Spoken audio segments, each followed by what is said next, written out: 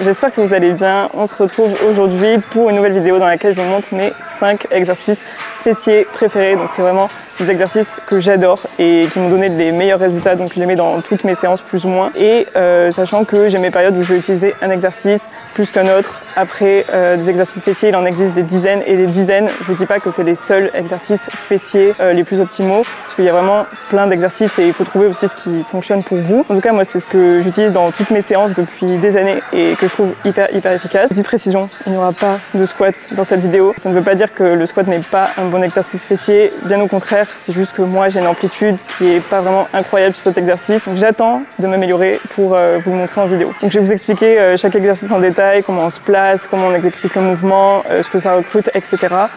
Donc c'est parti. Bon, avant on va commencer par s'échauffer évidemment. En général je fais toujours 5-10 minutes de mouvement dynamique, mobilité, etc. Vous pouvez pas faire une séance de jambes sans vous échauffer. You want affection, you want touch, give you my affection, you want love. Up in the middle of the night, yeah. Up in the middle of the night, yeah. Still wanna spend time with you, Premier exo, c'est vraiment l'exo que j'adore de tout mon cœur, c'est le RDL, donc c'est le Romanian Deadlift ou soulevé de terre roumain. Donc en gros, c'est quand vous avez une barre et que vous allez pencher votre buste, vous pouvez faire jambes tendues, genoux fléchis, mais du coup je vais vous montrer l'exercice avec la barre.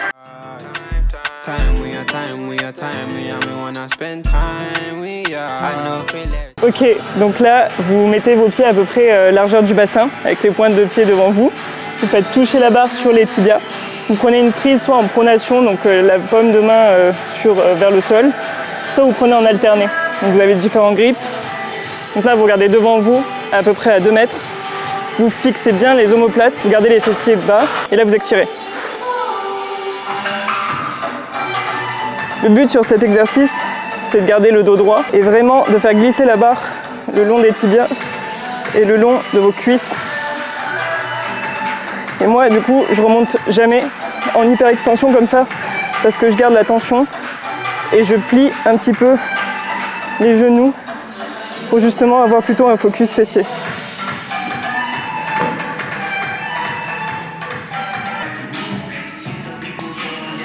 Bon du coup, pour tout ce qui est RDL, soulevé de terre, etc., au bout d'un moment quand vous allez augmenter les charges, ça va devenir un peu galère d'avoir le grip, même si c'est bien de travailler son grip, etc. Donc n'hésitez pas à acheter des bandes. Moi j'ai acheté ces bandes sur Amazon et de toute façon c'est sur... dans ma page Amazon vous avez tout ce que j'utilise à la salle. Mais du coup en fait ça va vous permettre de continuer à utiliser la force de vos jambes, même si vous n'avez plus de force dans le grip.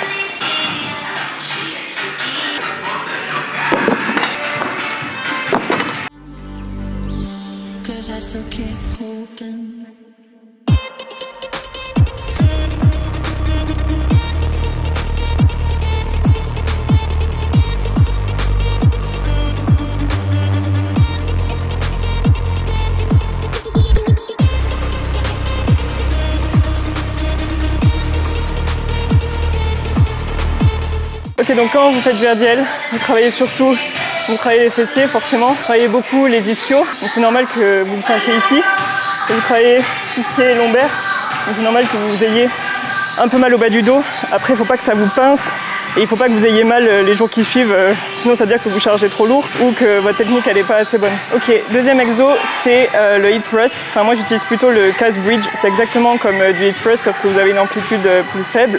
Et en gros c'est juste quand vous êtes à l'horizontale et qu'en fait vous faites une extension du bassin. Donc ça en général quand on est débutant, on n'aime pas trop utiliser le hip thrust parce que c'est un peu compliqué à installer, etc. Du coup pour le hip thrust, il faut que votre dos il soit vraiment stable et pas sur un banc qui bouge ou un truc un peu bancal parce que quand vous allez mettre de la charge, vous allez partir en arrière. Alors il y a soit des box comme ça qui sont un peu souples et que vous mettez dans l'autre sens. Mais moi personnellement celle-là elle est beaucoup trop haute pour moi. Souvent il y en a qui sont à peu près à cette taille et c'est quand même l'idéal. Sinon vous avez des bancs. Donc moi je vais mettre un banc là. Normalement dans votre salle vous avez des barres pads ou des pads en mousse en fait pour justement mettre sur les barres. Bon au squat je vous le recommande pas, mais en tout cas sur le hip thrust il faut, parce que sinon vous allez vous tuer et vous allez avoir des bleus partout. Moi en général dans les 3/4 des salles le truc est très fin et ça protège quasiment pas. Vous pouvez enrouler plein de tapis mais c'est pas non plus idéal. Moi j'ai juste acheté ça et ça fait des années que j'utilise. Au moins il est hyper épais et j'ai jamais de bleu. Oubliez quand vous faites du hip thrust, c'est de mettre votre petite serviette sur le sol. Parce que sinon, dans un mois, tous vos leggings là, ça va être foutu parce que ce genre de sol, ça râpe les leggings. Donc moi, je mets toujours ça là. On passe au mouvement du hip thrust. Le banc, il soit à peu près au niveau de votre brassière ici. Ensuite, vous mettez bien la barre au milieu. Et pour vos pieds, il faut que vous remontiez à peu près à 90 degrés. Si vous allez plus loin, quand vous faites le mouvement, vous travaillez plus les ischios. Si vous ramenez plus près, vous allez travailler plus les quadris. Dans tous les cas, nous, on va faire du calf bridge. Donc du coup, on va travailler surtout les fessiers. On va isoler les fessiers plutôt que d'utiliser les ischios ou les quadriceps. Ok, donc là, vous vous concentrez à fond.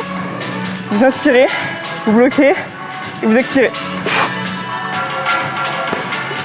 Voilà, donc là, je suis à peu près à 90. En fait, quand vous descendez, vous regardez toujours devant vous avec le menton un peu rentré. Et vous, le buste, en fait, vient avec vous et vous remontez. Donc là, vous contractez les fessiers et vous bloquez. Vous n'avez pas besoin de faire une hyper extension comme ça et avec la tête qui part vers le haut. Si vous faites ça, à chaque fois, vous allez vous faire mal au cervical. Donc restez vraiment bloqué, gainez les abdos et essayez de partir avec la barre. Le hip thrust, c'est plutôt en fait comme ça. Alors que le calf bridge, c'est vraiment une petite amplitude. Et vous allez voir, ça brûle.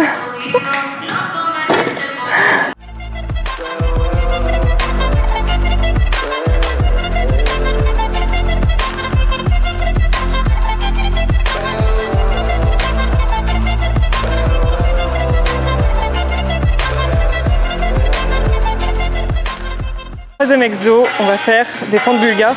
Est-ce que c'est possible de faire une séance jambes sans fente bulgare? Je pense pas. Cet exercice, si vous n'avez jamais fait, je vous recommande vraiment de tester et de prendre de l'eau à côté de vous ou quelque chose pour juste vous remettre et ne pas mourir. Parce que c'est vraiment le pire exercice jambes au monde. Du coup, pour faire une fente bulgare, vous allez faire tout simplement une fente. Bon, pour ceux qui ne savent pas ce que c'est une fente, je vous remontre. Vous avancez une jambe pour rester à 90 degrés. Vous reculez l'autre. Et vous descendez tout droit. Donc c'est exactement le même principe, sauf que là vous allez avoir votre pied arrière qui est posé sur une box ou sur un banc. Donc là j'ai pris une box. L'idéal, si vous avez vraiment, ça va changer le game dans vos fentes bulgares, c'est de le faire sur les machines, je sais pas si vous voyez, où les gens font les abdos. Vous avez comme des petits boudins qui roulent ou autre. Bah là vous posez votre pied arrière sur ça. Il y a soi-disant une technique où quand tu t'assois et tu mets ton pied là, bah ça c'est ta distance pour démarrer ta fente bulgare. J'avoue, je le fais jamais, j'ai juste l'habitude à force de mon emplacement. Donc là, vous posez en fait votre cheville. En fait, il faut que vous ayez quand même de la flexibilité, donc que vous ne soyez pas trop loin et pas trop près non plus parce que là, vous allez tomber. Donc vraiment, juste à l'endroit de la cheville, au creux.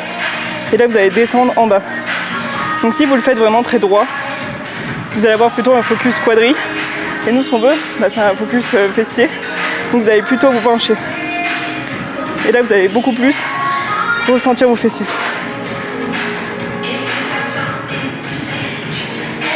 Donc le but ici, c'est de vraiment gainer vos abdos, garder le dos droit et de ne pas commencer à se pencher comme ça, ou si la charge est trop lourde, vous allez galérer. Vous allez toujours avoir une jambe qui est plus à l'aise que l'autre. Du coup, je vous recommande de commencer par votre jambe la plus faible quand vous faites des exercices unilatéraux.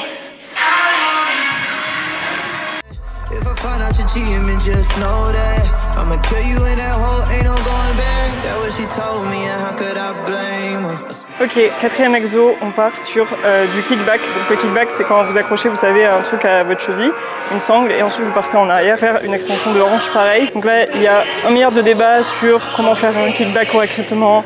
Est-ce qu'il faut être plutôt droit? Est-ce qu'il faut être plutôt penché? Il y a des mecs qui disent que cet exercice ne sert à rien. Moi, je vous le dis, pour l'avoir testé pendant des années, vraiment, ça marche de ouf. C'est juste que forcément, vous n'allez pas pouvoir mettre 40 kg ou 80 kg comme sur un squat. Donc forcément, le squat, c'est par exemple, c'est plus utile. Mais bref, ça reste quand même un très bon exercice d'isolation fessier. Pareil pour les sangles, il y a des salles de sport qui ont déjà des sangles. Donc ça peut être cool. Mais comme une fois sur deux, il n'y avait pas de sangles, moi j'en ai acheté il y a 5 ans et je m'en sers à toutes mes séances. Donc c'est pareil, voilà, achetez des accessoires des fois pour vous et vous les garderez toute votre vie et au moins personne ne va les abîmer, personne ne va les perdre. Donc là, il faut que vous mettiez sur une machine où vous pouvez descendre le truc jusqu'en bas, parce que des fois je sais qu'il y en a qui restent bloqués en haut, on ne peut pas les descendre jusqu'en bas. Et la charge, vous allez mettre relativement léger, donc 7, 10, 12, Le but c'est pas de faire de la force sur cet exercice là. Le but c'est de ne pas bouger le buste, de rester avec les abdos contractés et de partir en extension. Perso, je préfère quand je suis plus allongée et en plus j'ai beaucoup plus d'extension de hanche, donc moi j'ai plus de résultats comme ça.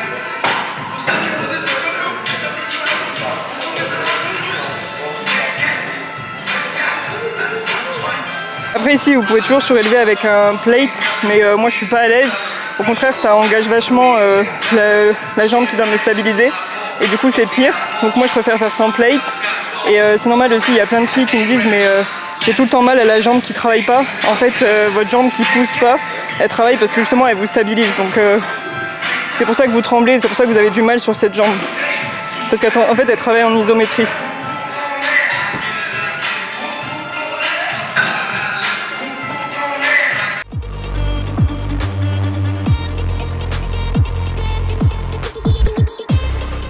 Ok, dernier exo, du coup on va faire du step up, donc c'est quand vous montez soit sur une box, soit moi du coup je le fais sur un banc à la Smith Machine et je trouve que les sensations sont 10 fois mieux que avec des haltères sur une box.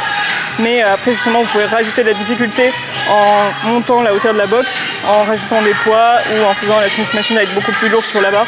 Je trouve qu'on est plus stable sur la Smith Machine vu que vous avez la barre au niveau des omoplates. Ici, le plus important, c'est que vous ayez vraiment les omoplates resserrées pour que ça fasse comme une gaine en fait au niveau du haut du corps. Vous contractiez vos abdos pour rester gainés et pas partir en avant ou en arrière. Et que justement quand vous descendiez, vous essayez de descendre la pointe de pied le plus bas possible pour gagner en amplitude. Et le but c'est de ne pas essayer de rebondir en bas et de contrôler le mouvement dans la descente.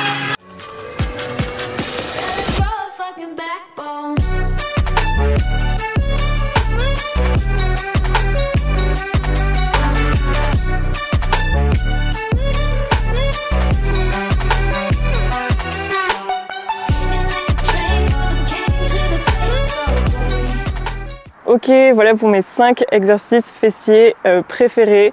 J'espère que ce type de vidéo vous plaît. J'essaye un peu un nouveau format avec des séances. J'ai envie de filmer aussi mes séances haut du corps, etc. N'hésitez pas à vous abonner à la chaîne YouTube, au compte Instagram, TikTok, etc. Et écoutez, on se retrouve dans une prochaine vidéo. Bye!